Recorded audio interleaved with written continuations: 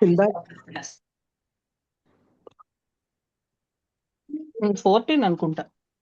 14 వరకే వచ్చింది మంది కూడా, చూద్దాం. చెప్తారా?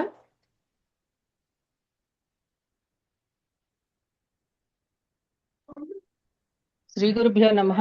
ఈరోజు జూన్ 16, 2026 శ్రీ జిడ్డు కృష్ణమూర్తి గారు రాసిన ద ఓన్లీ ఇవల్యూషన్ అనే పుస్తకంలో యూరప్ ట్రిప్ పార్ట్ 14 లక్ష్మి గారు మనకి చదువుతూ వివరిస్తారు.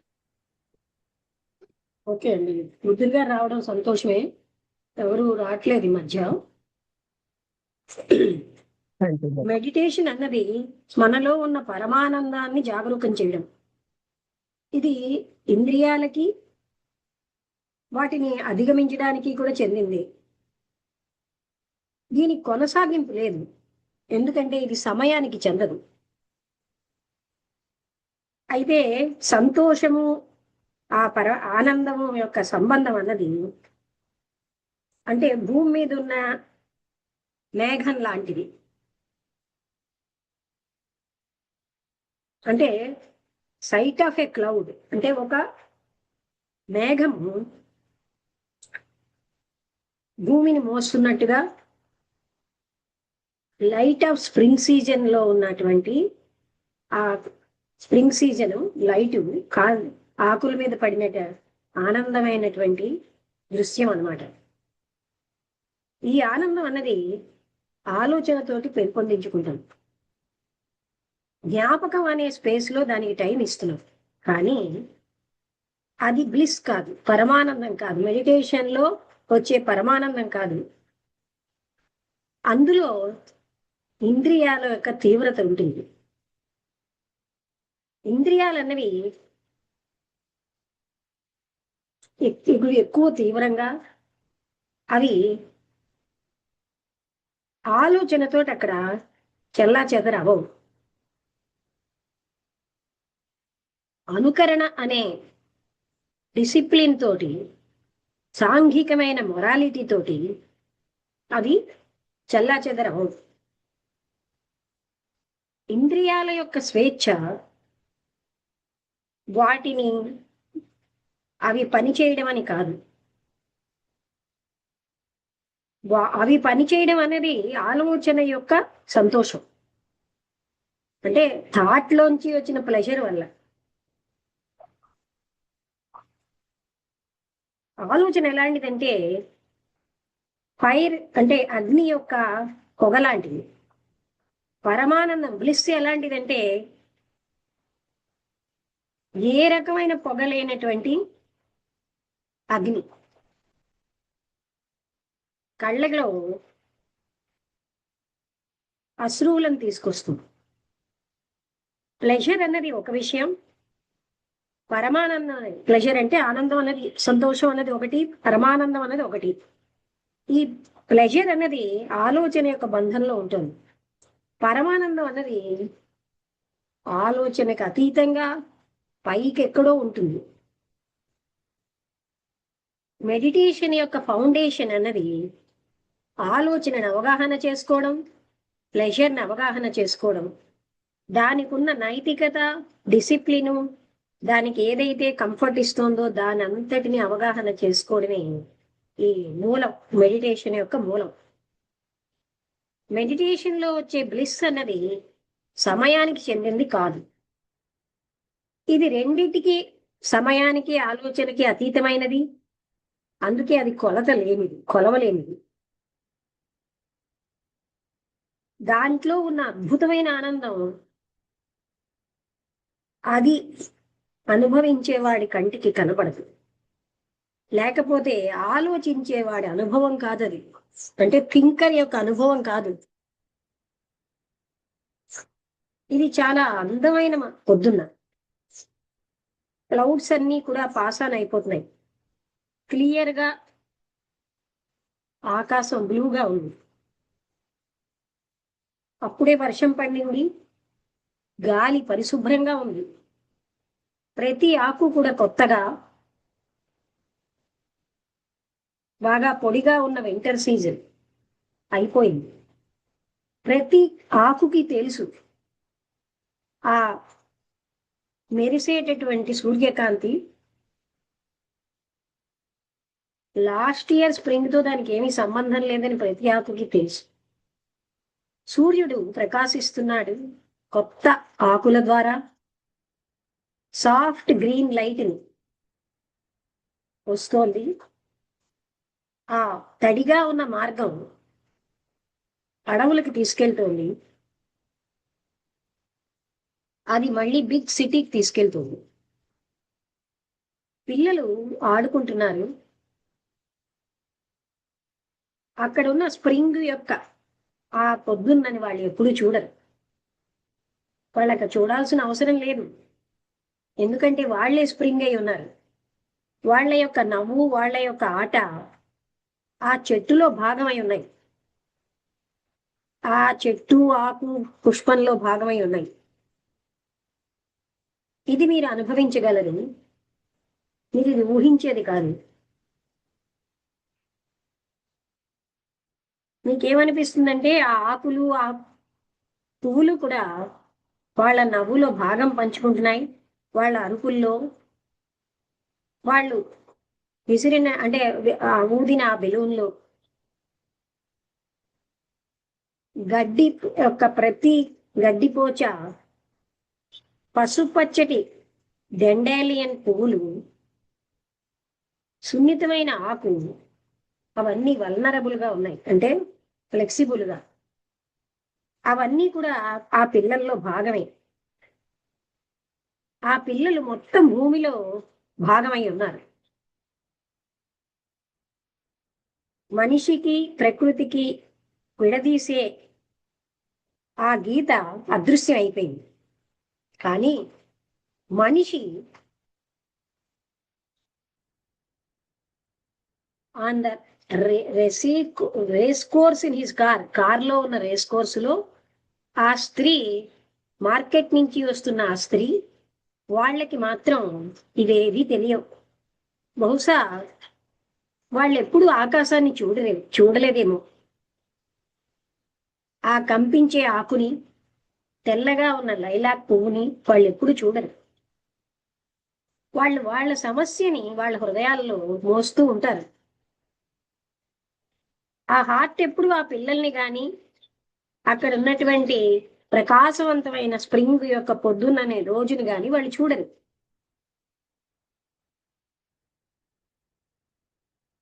ఇక్కడ పిటి ఏమిటంటే వాళ్ళు ఈ పిల్లల్ని పెంచుతున్నారు. ఈ పిల్లలు కూడా మనిషి మ్యాన్ అయిపోతారు. వాళ్ళు కూడా రేస్ కోర్సులో మార్కెట్ నుంచి వచ్చిన స్త్రీ డేలోని వాళ్ళు అయిపోతారు. అప్పుడు జగత్ అన్నదంతా కూడా మళ్ళీ చీకటి అయిపోతుంది. అప్పుడే అనంతమైన దుఃఖం మొదలవుతుంది. ఆ ఆకుల మీద ఉన్న ప్రేమ ఎగిరిపోతుంది ఆటం వచ్చేసరికల్లా. ఆయన ఒక చిన్న ఆయన, భార్య పిల్లలు ఉన్నారు. ఆయన్ని చూస్తే చాలా హైగా, ఎక్కువ చదువుకున్నట్టుగా, ఎక్కువ తెలివితేటలు ఉన్నట్టుగా, పదాలు చాలా చక్కగా ఉపయోగిస్తున్నారు. ఆయన చాలా సన్నంగా, కంఫర్టబుల్ గా ఆర్మ్ చైర్ లో కూర్చున్నారు. లెగ్స్ క్రాస్ పెట్టుకుని, అంటే ఒక హ్యాండ్స్ అన్ని చేతులు ఫోల్డ్ చేసి అవన్నీ తన తొడల మీద పెట్టుకున్నారు. ఆయన గ్లాసెస్ మాత్రం సూర్యుడి కాంతితోటి, విండోలోంచి వచ్చిన సూర్యకాంతితో అవి ప్రకాశిస్తున్నాయి. ఆయన ఏమన్నారంటే, ఆయన ఎప్పుడూ అన్వేషిస్తున్నారు. ఫిలసాఫికల్ సత్యాలే కాదు, పదాలకి వ్యవస్థకి అతీతమైన సత్యాన్ని తాను చూస్తున్నాను అంటున్నాడు, అన్వేషిస్తున్నాడు.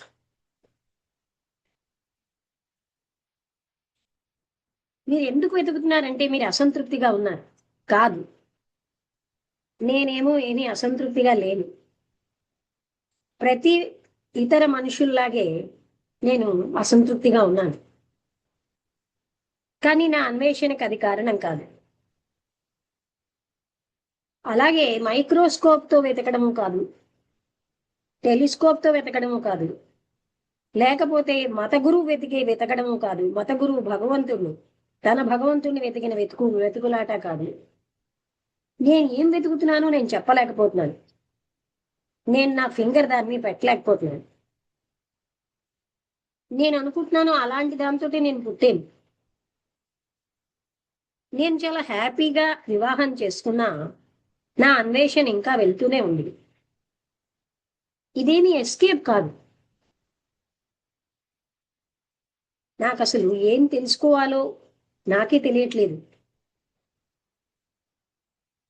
నేను క్లెవర్గా ఉన్నటువంటి వేదాంతులతో ఈ విషయం మాట్లాడాను, రిలీజియస్ మిషనరీస్తో మాట్లాడాను, తూర్పు దేశంలో ఉన్న అందరితో. వాళ్ళందరూ నాకేం చెప్పారంటే, నువ్వు అలాగే అన్వేషిస్తూ ఉండు, ఎప్పుడు స్టాప్ చేయకు నీ అన్వేషణని చెప్పారు.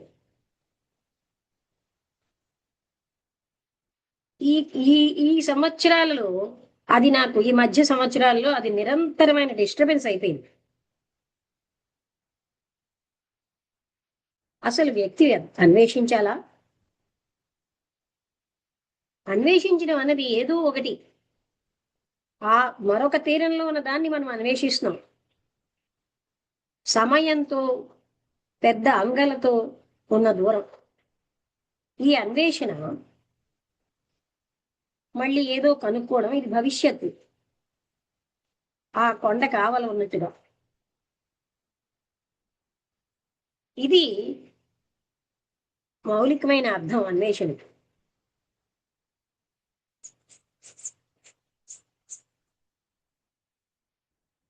ఇక్కడ వర్తమానం ఉంది, కనుక్కోవలసిన విషయం ఉంది, భవిష్యత్తులో.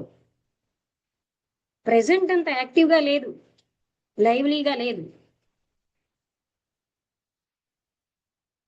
ఆ కొండకి ఆవలున్నది మనకి చాలా అట్రాక్టివ్గా డిమాండ్ మనని, అంటే అటే ఎక్కువగా చూసేటట్టుగా చేస్తుంది. అదే కావాలన్నట్టు. శాస్త్రవేత్త తనకి కళ్ళన్నవి మైక్రోస్కోప్ని కానీ చూస్తే,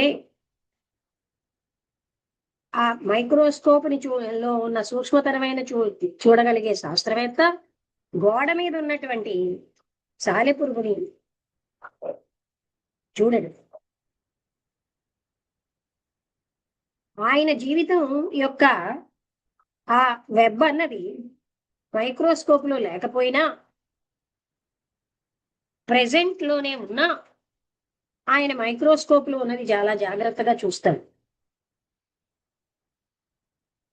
అయితే సార్ మీరేంటి ఇలా అన్వేషించడం వృధా అని చెప్తున్నారా? భవిష్యత్తులో హోప్ లేదంటున్నారా? ప్రెజెంటే చాలా, అంతా కూడా ప్రెజెంటే అంటారా? జీవితం అంతా ప్రెజెంట్ లోనే ఉంది. నిన్నటి నీడలో లేదు, లేకపోతే రేపటి ఆశ అనేటటువంటి కాంతిలో లేదు.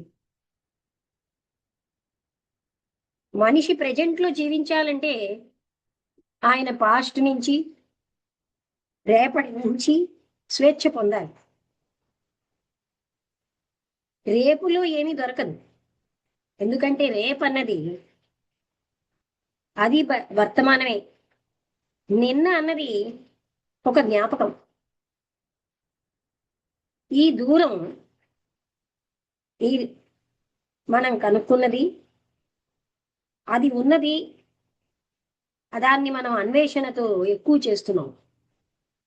అది ఎంత ఆహ్లాదంగా ఉన్నా, సుఖవంతంగా ఉన్నా, ఆ అన్వేషణ అన్నది ఎంత ఆహ్లాదంగా ఉన్నా, సుఖంగా ఉన్నా, మనం ఏం చేస్తున్నాం అంటే ఆ దూరాన్ని ఎక్కువ చేస్తున్నాం. ఏ దూరాన్ని అంటే, ఏదైతే కనుక్కోవాలో, ఏదైతే ఉందో రెండింటికి మధ్యలో దూరాలు. నిరంతరాయంగా జీవితం యొక్క లక్ష్యాన్ని అన్వేషించడం ఒక విచిత్రమైన ఎస్కేప్ మనిషికి. ఆయన ఒకవేళ తాను వెతుకుతున్నది కనుక్కుంటే, ఆ రోడ్డు మీద ఉన్న ఆ గులకరాయి అంత కూడా కాదు దాని విలువ. ప్రెజెంట్ లో జీవించడం రేపటి ఆశతో, ప్రెజెంట్ లో జీవించడంలో మైండ్ అన్నది జ్ఞాపకాలతో, నిన్నటి జ్ఞాపకాలతో గాని రేపటి ఆశతో గాని డివైడ్ అవ్వకూడదు. దీనికి టుమారో రేపు అన్నది ఉండకూడదు, నిన్నన్నది ఉండకూడదు. ఇది పోయటిక్ గా ఉన్నటువంటి ఒక స్టేట్మెంట్ కాదు, యాక్చువల్ గా ఉన్న యథార్థం. కవిత్వము, ఊహ, యాక్టివ్ ప్రెజెంట్ లో వాటికి స్థానం లేదు. మీరు సౌందర్యాన్ని కాదన్నా, ప్రేమన్నదే సౌందర్యం, ప్రెజెంట్ లో ఉన్న సౌందర్యం. అది అన్వేషించితే దొరికేది కాదు.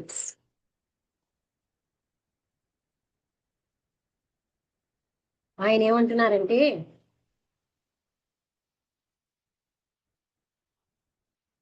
నేను ఇతరులను అడిగిన ప్రశ్నలు, నన్ను నేను ప్రశ్నించుకున్నవి, వాటి యొక్క సమాధానాలు, నా యొక్క అన్వేషణ సంవత్సరాల కొలది, ఇదంతా కేవలం వృధా అని నాకు అవగాహన చేసుకోవడం మొదలెడుతున్నాను అన్నాను. ఎండింగే బిగినింగ్, బిగినింగ్ అన్నదే మొదటి స్టెప్, ఫస్ట్ స్టెప్ అన్నదే ఓన్లీ స్టెప్ అని చెప్పారు. ఇక్కడితో ఈ చాప్టర్ అయిపోయింది. అర్థమైందా? ఏమంటున్నారంటే, ఆయన అన్వేషిస్తూ ఉన్నాడు. అలా ఎంతో మంది గురువుల దగ్గరికి వెళ్ళాడు. అతని కోసం చెప్పాలంటే ఇంకా అంతకంటే ముందు ఏం చెప్పారంటే, ఈ మెడిటేషన్ అన్న దాంట్లో గతానికి స్థానం లేదు. ఆ తర్వాత మైండ్ అన్నది అంటే ఆ ఆకుల మీద కాంతి, ఇవన్నీ కూడా మనుషులు, పెద్దవేళ మనుషులు, ఆడవాళ్ళు, మగవాళ్ళు ఎవరు చూడరు. పిల్లలు మాత్రం అందులో భాగంగా ఉంటారు. అంటే ఏనాడు కూడా ఆకాశాన్ని కూడా చూసుండరు ఈ పెరిగినటువంటి మనుషులు. వాళ్ళు వాళ్ళ సమస్యలతోటే పరివేష్టితమై ఉంటారు అని. అయితే ఈ పదాలు, ఆలోచనలు తోటి నిండిపోయి ఉంటారనమాట. ఈ పరమాణం అన్నది సంపూర్ణమైన సైలెన్స్ లోంచే వస్తుంది. ఆ పిల్లలు అందులో భాగంగా, ప్రకృతిలో భాగంగా ఉన్నారు. కానీ దయ ఏమిటంటే, ఇటువంటి తల్లిదండ్రులు వాళ్ళని పెంచడం వల్ల వాళ్ళు కూడా పెద్ద అయ్యాక ఇలాగే అయిపోతున్నారు. వాళ్ళు ఏంటంటే వాళ్ళ హృదయంలో ఉన్న ప్రాబ్లమ్స్ తోటి వాళ్ళు మోస్తూ ఉంటారు. ఆ హార్ట్ అనేది ఆ పిల్లల్ని గాని, ఆ అందమైనటువంటి కాంతిని గాని చూడదు. అలాంటి తల్లిదండ్రులు ఈ పిల్లల్ని పెంచడం పిటి. వాళ్ళు కూడా పెద్ద అయిపోతారు. అప్పుడు వాళ్ళు అనంతమైన దుఃఖంతో ఉంటారు. అప్పుడు వాళ్ళకి ఆ ప్రేమ అన్నది ఎక్కడ ఉండదు. అంటూ ఆ అతను అన్వేషిస్తున్నాడు అనమాట. ఏదో ఒకటి, ఏది అన్వేషిస్తున్నాడో ఆయనకే తెలియదు. ఆయన ఎందరో గురువుల్ని, యువతల తూర్పు దేశంలో ఇంకా ఎంతో మందిని కలిసి అడిగితే వాళ్ళందరూ అన్నారు, నీ అన్వేషణ కొనసాగించని అన్నారు. అయితే ఇతను అంటున్నారు, మీరు అసంతృప్తిగా ఉన్నారని మీరు అన్వేషిస్తున్నారా అంటే, లేదు నేను అసంతృప్తిగా లేనని. నా అసంతృప్తి ఏమీ కాదు కారణం. ఇతర మనుషుల్లా అంటే మామూలు మనుషులకు ఉన్న అసంతృప్తి నాకు ఉంది. నాకు కారణం తెలియట్లేదని. నేనేమిటి వెతుకుతున్నానో నాకే తెలియదు. బహుశా నేను ఇలాంటి అన్వేషణ తోటి పుట్టేనేమో అని కూడా అన్నారు. నేను ఎంతో మందితో మాట్లాడితే, నువ్వు ఇది కంటిన్యూ చేయి అని. కానీ ఈ మధ్య సంవత్సరాల్లో ఇది నాకు కాన్స్టెంట్ డిస్టర్బెన్స్ అయిపోయింది. అసలు మనిషి అన్వేషించాలా అని నేను అడిగారు. అంటే ఈ తీరంలో ఉండి ఆ తీరంలో ఉన్న వాటి కోసం మనం ఎక్కువ ప్రాముఖ్యత ఇస్తున్నాం. ఇక్కడ ఉన్నదాన్ని మనం పట్టించుకోవట్లేదు. ఆ కొండలు కావాలా, అక్కడ ఉన్నదాన్నే మనం చాలా విలువ ఇస్తున్నాం. అదే మనం ఎక్కువగా అట్రాక్ట్ చేస్తుంది. ప్రెజెంట్ అనేది ఫుల్లీ యాక్టివ్ గా, లైవ్ గా ఉంది. ఆ కొండకి ఆవలున్నది మనకి అట్రాక్టింగ్ గా ఉండొచ్చు, అదే మనం కావాలని కోరుకోవచ్చు. అంటూ ఏం చెప్పారు, ఒక సైంటిస్ట్ ఏమో ఆయన మైక్రోస్కోప్ లో ఉన్నది మాత్రం చాలా జాగ్రత్తగా చూస్తాడు, కానీ గోడ మీద ఉన్న స్పైడర్ ని చూడడు.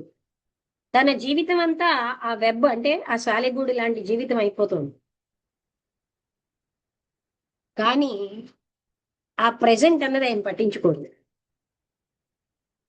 సార్ మీరు ఏమంటున్నారు, ఇన్నాళ్ళు నా అన్వేషణ అంతా వృధా అంటున్నారా అన్నాడు. అంతా కూడా ప్రెసెంట్ లోనే ఉండాలంటున్నారా అన్నారు. వృధా అనలేదు, అంతా ఇట్ ఈస్ వెయిన్ టు అన్వేషించిన వృధా అంటున్నారా, సమస్తము ప్రెజెంట్ లోనే ఉందంటున్నారా, రేపటి హోకులో గాని నిన్నటి నీడలో గాని లేదు ప్రెజెంట్ అన్నది. మనిషి ప్రెజెంట్ లో జీవించాలంటే గతంతోటి, గత జ్ఞాపకాలతోటి, రేపటి ఆశలతోటి ఫ్రీ అయిపోవాలి. రేపు అన్న దాంట్లో మనకేం దొరకదు, ఎందుకంటే టుమారో అన్నది ప్రెజెంటే, నిన్న అన్నది కేవలం జ్ఞాపకం. ఈ రెండింటి మధ్య డిస్టెన్స్ మనం ఏం చేస్తున్నాం అంటే ఈ అన్వేషణతో పెంచేస్తున్నాం. ఆ అన్వేషణ మనకు ఎంతో ఆహ్లాదంగా ఉండొచ్చు, సుఖకరంగా ఉండొచ్చు. జీవితం యొక్క పర్పస్ ఏమిటని అన్వేషించడం కూడా మనిషి ఎస్కేప్ లో ఒకటి. ఆయన తాను అన్వేషించింది దొరికితే అది రోడ్డు మీద ఉన్న గులకరాయి అంత విలువ కూడా ఉండదన్నది. ప్రెజెంట్ లో జీవించాలంటే మనిషి మనస్సు నిన్నటి జ్ఞాపకాలతో, రేపటి ఆశలతో ఉండకూడదు, ఫ్రీ అయిపోవాలి.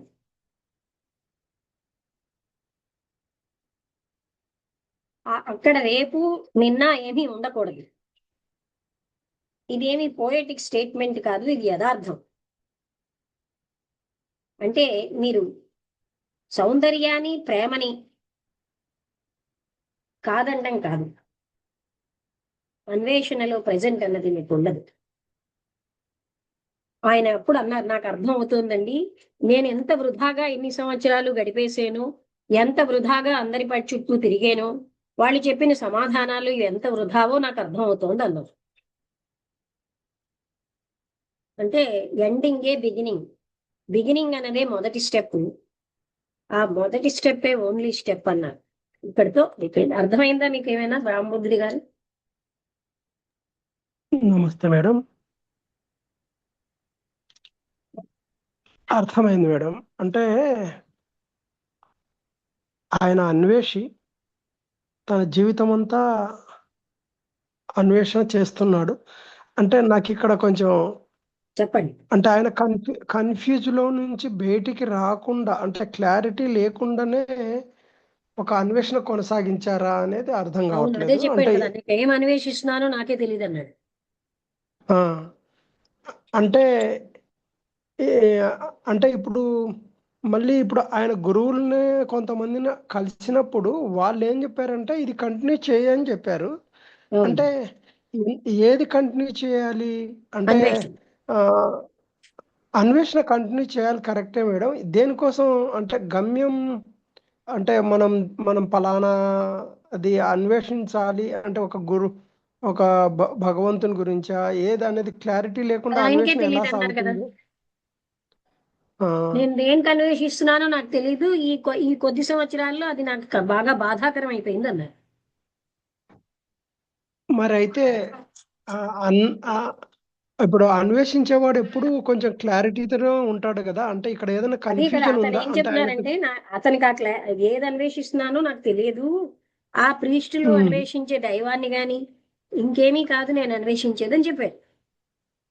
ఉమ్, బహుశా నేను ఇలాంటి దాంతో పుట్టేనేమో. అంటే ఇక్కడ కృష్ణమూర్తి గారు ఏది పట్టుకున్నారంటే, మనం ఎప్పుడు భవిష్యత్తులో ఏదో ఒకటి ఉందని భ్రాంతి చెందుతూ ఉంటాం. అదే మనం ఏదో అంటే ఇప్పుడున్న ప్రెజెంట్ వదిలేసి భవిష్యత్తునే పట్టుకుంటాం. అవును మేడం. అది ఆయనకి చూపెట్టేది. కానీ భవిష్యత్తులో ఇక్కడ ఏదో నాకు ఉందనే కదా ఆయన అన్వేషిస్తున్నారు. అవును మేడం, ఇక్కడ ఒక్క చిన్న విషయంతో కృష్ణమూర్తి గారు క్లారిటీ ఇచ్చారు. అంటే ఏళ్ల తరబడి ఆ, ఒక ఆసక్తితోటి జిజ్ఞాసతోటి ఎంత అన్వేషించినా నువ్వు అసలు విషయం కనుక్కున్నప్పుడు ఒక గులకరాయి తోటి సమానంగా ఉంటుంది అనేది నువ్వు అక్కడ. అన్వేషించేది కనుక్కున్నప్పుడు. ఆ, నువ్వు అన్వేషించింది కనుక్కున్నప్పుడు అది గులకరాయితో సమానంగా అనిపిస్తుంది. అంటే నీ అన్వేషణకు అసలు అర్థమే లేదు. అంటే ఆ, ఎవరి అన్వేషణైనా మనం మనం అన్వేషించడంలోనే ఆ, ఆనందపడతాం గాని. అవును మేడం, అవును మేడం, అదే చెప్తున్నారు ఆయన. ఏంటంటే ఆ, ఉన్న ఉన్న ప్రకృతిని, ఉన్న ఆ, ఒక ఆనందాన్ని అన్నిటినీ పారబోసుకొని ఎక్కడో ఏదో దొరుకుతుందని ఆ, ఊహల్లో విహరిస్తూ ఆ, ఎప్పుడు ఒక ఆ, అంటే ఒక అసంతృప్తితోటి అజ్ఞానంతో ముందుకు వెళ్ళడమే అన్వేషణ. అదే గొప్ప అనే ఒక స్థితి భ్రమలో నుంచి అలాగనే సాగి అలాగనే ఎండ్ అవుతుంది. కాబట్టి దానికి వాల్యూనే లేదు. ఉన్నది ఏంటి అని అంటే ఇప్పుడు ప్రెజెంట్ భవిష్యత్తులో ప్రెజెంట్ లో జీవించు. ఆ, అవును మేడం. భవిష్యత్తులో ఏదో జరుగుతుంది, ఏదో వస్తుంది అనే ఒక అది అది తప్పే. గతాన్ని ఇది తవ్వుకోవడం కూడా తప్పే. అంటే ఎప్పుడు జీవితం మొదలైనప్పటి నుంచి ఎండ్ అయ్యేంత వరకు కూడా ఎప్పుడూ మనం ప్రజెంట్లో ఉన్న ఆనందాన్ని ఆస్వాదించకుండా అలా భవిష్యత్తుకైనా వెళ్ళిపోవడము, ఇలా గతానికన్నా వెళ్ళిపోవడం, ఆ, ఊరికే గందరగోళంలో పడడము, లాస్ట్కి వచ్చే వరకు జీవితం ముగిసిపోవడం ఇదే జరుగుతున్నది. ఇది కాదు. ఆ, ఇంకా ఈ విషయాన్ని పిల్లలతోటి పోల్చుకుంటూ పిల్లలకు అవన్నీ ఏమీ లేదు. వాళ్ళు ప్రతి ఒక్క దాన్ని చిన్న విషయాన్ని కూడా ఆనందంగా అనుభవిస్తారు. ఆకు కదలిక దగ్గర నుంచి మంచు ఇలాగ ప్రకృతిలో లీనమైపోయి వాళ్ళు ఆ ఆనంద స్థితిని అనుభవిస్తారు. ఆ, అని అంటే జీవితం అంటే ఆ పిల్లలు ఏది చేస్తున్నారో అదే కరెక్ట్. ఇంకా మనము చేసేదంటే అంటే పెద్దలు కానీ మిగతా వాళ్ళంతా పరుగులు, ఉరకలు, లేకపోతే అన్వేషణ, ఈ ఏదో ఊహలతో జరిగేదే గొప్ప అనుకుంటున్నాము. అది కాదు. ప్రజెంట్లో ఉన్న స్థితిని అనుభవించడమే గొప్ప అని చెప్పినట్టు అనిపించింది మేడం. అంటే ఆ పరమానందం అన్నది ఉమ్. ప్రెజెంట్ లోనే మనం పొందగలం. ఆ, గత జ్ఞాపకాలలో ఉమ్, గాని రేపటి అవును ఆశల్లో మేడం. కానీ అవన్నీ వదిలేస్తేనే ఉండేది అది. అవును మేడం. వాస్తవానికి అంతే మేడం. ఇప్పుడు ఆ, 20 ఏళ్ళు ఉన్నప్పుడు అదే అదే స్థితిలోనే ఉన్నాము. 60కి వచ్చినప్పుడు కూడా అదే ఆరాటం, అదే పోరాటం. అంటే ఎక్కడ ప్రారంభించామో అంటే 20 ఏళ్లకు ప్రారంభిస్తే 60 ఏళ్ల వరకు వచ్చినా కూడా ఇంకా అదే భావాలు, అదే ఇదే ఉంది. అంటే ఆ యొక్క దానికి ఇంకా ఒక మీరు ఆ ఎండ్ సత్యాన్ని లేదు. ఒక చెప్పినందుకు థ్యాంక్స్. ఎందుకంటే అది ఎవరు చెప్పరు. ఆ, సత్యం అది. ఏమీ ఎరుగు పొదుగు 100% మేడం. ఉండదు. అంటే మనం ఏదో ఆ, భవిష్యత్తులో పొందేద్దాం, వీటిలోనే జీవిస్తాం. గతంలో ఇలాగే అయింది. 100% మేడం. 100% అదే ఉంది. అంటే ఈ లోపు ఏం జరుగుతుందంటే కొంచెం ఆ, అంటే ఒక ఆర్థిక అప్పుడు కొంచెం ఆర్థిక పరంగా కొంచెం తక్కువ స్థాయిలో ఉంటే ఎక్కువ స్థాయికి రావడం, లేకపోతే ఇంకొకటి, ఇవి ఇవి మెరుగైతాయి. కానీ మనం కోరుకున్న ఒక అంటే ఒక గట్టిపడుతుంది అహానికి. అతీతం. అవును ఏమంటారు, మేడం. పెద్ద అవుతున్న కొద్దీ అహం గట్టిపడుతుంది. 100% మేడం. అయితే ఈ ఈ ఈ ఈ ఇప్పుడు ఈ మధ్యలో 20 నుంచి 60కి వచ్చిన మధ్యలో ఆ, ఏం జరిగినాయంటే ఏమో జరిగింటాయి. కానీ కొంతమంది ఏం చేస్తారంటే అవే గొప్పగా, అవే అంటే నేను ఆ స్థితి నుంచి ఈ స్థితికి వచ్చాను, అంటే ఇది భౌతిక పరంగా పోల్చుకొని సంతృప్తి పడడము. అంటే లాస్ట్కి వచ్చే వరకు ఏముంది భౌతికంగా అంటే అదే ఆరాటం ఉంది, అదే పోరాటం ఉంది, మళ్ళీ చాలు, అదే అదే గొడవలు దుఃఖం ఉంటాయి. ఉంది. అ- ఆయన ఏమంటున్నారు, అదే సారో తప్ప దుఃఖము, ఏం అదే మిగలదు. గొడవలు. ఇప్పుడు దుఃఖం కొనసాగింపు ఎక్కడి నుంచి వస్తుందంటే మళ్ళీ దుఃఖము నా వరకు ఎండ్ కాదు మేడం. మళ్ళీ నా తర్వాత ఆ, ఇంకా ఇప్పుడు ఫర్ ఎగ్జాంపుల్ నేను మళ్ళీ అంటే ఇంకా పిల్లల నుంచి మనవాళ్ళు ఇంకా అంటే ఇది కొనసాగింపే దుఃఖానికి. మళ్ళీ అది కొనసాగింపే, ఇంకా అంతకంటే ఏముంది, ఏమీ లేదు. ఈ లోపు తెల్లారిపోతుంది. ఎప్పుడు టక్కున వెళ్ళిపోతాం ఇక్కడ నుంచి, ఇంకా మనం అదృశ్యం అయిపోతాం. వాస్తవాన్ని పట్టుకునే స్థితే ఇది కనిపించదు అక్కడ. గ్రహించడానికి ఒక మెచ్యూరిటీ అవసరం. నేనేమీ పొందలేదు సుమా, నేను ఎప్పుడు దుఃఖాలతో ఆరాటాలతోటే ఉంటాను అని తెలుసుకోవడమే ఒక పరిపక్వత ఉంటే గాని. నా వాళ్ళు నా నా 100%. అనుకుంటూ పరిగెడుతున్నాను. అప్పుడు మీరన్న 20లో ఉన్నప్పుడు ఎలా ఉన్నామో ఇప్పుడు అలాగే ఉన్నాను. చాలా గొప్ప విషయం. అవును. 100% మేడం, అది 100%. కాకపోతే ఏమవుతుందంటే నిజాన్ని గ్రహించే కొద్దీ పరుగు ఆగుతుంది, ఆ ఆరాటం ఆగిపోతుంది, నెమ్మది నెమ్మది అనేది ఒక హృదయంలోకి చేరిపోతుంది మేడం. అంటే ఇంకా ఎక్కడున్నా ఏం చేసినా ఏముంది ఇంకా అనే ఒక స్థితి. అంటే అది అశాంతితోటి కాదు, అసంతృప్తితోటి కాదు, ఒక సంతృప్తి చెందినప్పుడు కూడా నెమ్మదితనం వస్తుందేమో అనే అంత అంటే అంటే మనం బాహ్యంగా ఊహించలేం. ఏది లేదు కదండి ఆనందించడానికి. ఆ అవును మేడం, ఆనందించేవన్నీ ఇంద్రియాలకు సంబంధించినవే కదా. అవును మేడం. ఆ నెమ్మది ఏంది అంటే ఏ సంఘటన జరిగినా దానికి పూర్వాపరాలు కానీ ఇంకా అవన్నీ ఏమీ లేదు. ఆ సంఘటన అనేది ప్రకృతిలో భాగం. దానికి స్పందించడం కానీ లేకపోతే ఇంకొకటి కానీ పెద్ద అవసరం లేదు. అంతే, ఉన్నది స్వీకరించడం తప్ప ఇంకా రెండోది లేదు. ఆ స్థితికి వెళ్ళి అంటే ఆయన జ్ఞానులు మొదట అలా ఏం మొదలెట్టారు, అద్భుతమైన ఆ, బ్లిస్ఫుల్ స్టేట్ అనేది మనుషులు